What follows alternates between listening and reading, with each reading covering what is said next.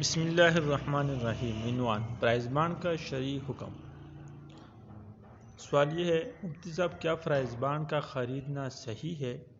مفتی صاحب کا جواب ہے، پرائز بانڈ کے ذریعے حاصل ہونے والے رقم میں سود اور جوا دونوں حیثیتیں موجود ہیں، اس لیے پرائز بانڈ کی خرید و فروخت ناجائز اور حرام ہے۔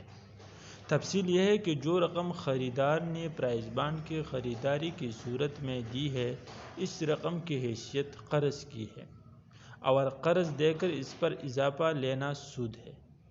خواہ قرض کی اصل رقم پر اضافی رقم کا ملنا یقینی ہو یا اضافی رقم ملنے کی احتمال موجود ہو، اس اعتبار سے پرائز بانڈ کی لین دین جائز نہیں۔